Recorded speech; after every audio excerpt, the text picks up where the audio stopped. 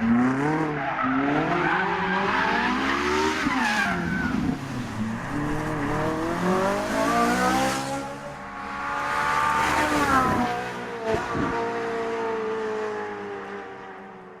this needs no introduction. This is Ferrari's new 458 Italia. Now I know I probably shouldn't say this, and it is subjective, but I think it looks absolutely sensational. Let's have a quick chat about some of the details. Really narrow inlets for the radiator, but they've got these wings here which channel the air up onto the radiator. But because you don't need so much cooling at high speed, they deform to reduce the drag. You get air coming in here, and then it's channeled out of here to reduce the lift over the front wheel arch. Big change over the 360 and the 430. There's no inlet on the rear haunch. Instead, the air goes in here to feed the engine, and to cool the engine bay, there's two little ducts under the floor.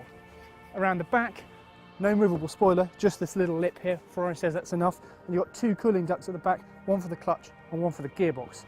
And of course, the triple exhaust. Talking of which, let's fire it up. It definitely sounds the part. Let's see how it drives.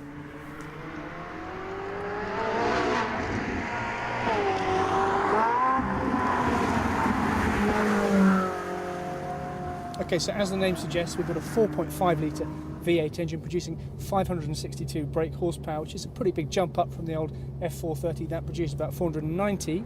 Torque is also up. We've now got 392 pound-foot. This engine, like the California, has also got direct fuel injection.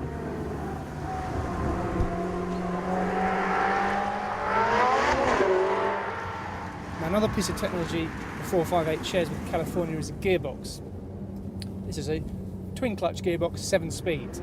Now this is crucial because this is the only gearbox that's going to be available on this car. So there's no F1 transmission, and there's going to be no manual option. So the old classic open Ferrari gate, click clack, that's gone, which is a bit sad really.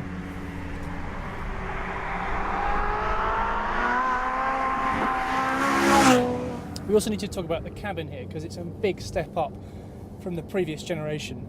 I really like the fact that it's all contoured, angled towards the driver, looks really futuristic, but it's also pretty functional because we've got two screens either side of the central dash, one for the sat-nav, which works pretty well, and over here we've got the system that tells us the state of the tyres, the brakes, whether they need to be warmed up or cooled down. Ferrari have also upped the number of controls they've put on the wheel. We've still got the Manettino, but now we've got no traditional indicator stalks there on the wheel, as are the controls for the wiper and lights. It's ambitious, but I think it works. Now, while this engine does share some components with that in the California, don't confuse the two with the same thing. Now, firstly, this is a larger engine, produces more horsepower, but also revs to a much higher rev limit, right up to 9,000 RPM. It's also tuned to produce a much sharper and better engine noise. Just listen to that, it's absolutely amazing!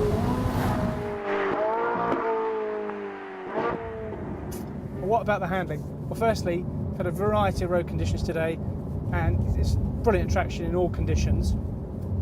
Steering, that's much quicker than the previous car, 2 turns lock to lock. Very quick to get into the corner, but good feel. Thirdly, this car feels much stiffer than the previous one. I think it's about 20% stiffer. We've been over some really bumpy roads today, and it feels very rigid.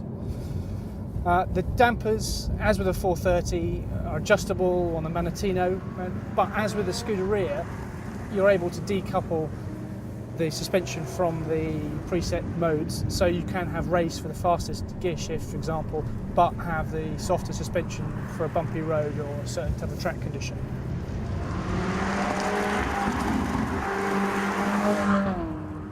I mean, the bottom line though is this 458 is just brilliant to drive, whether you're on the road or at the track. I was lucky enough to have a few laps this morning, and it's just great. It's just sensational. I mean, it's got so much information whether you're actually going for an actual lap time, you really feel the balance of the car, you feel the available grip from the steering, or if you just want to do a bit of showboating.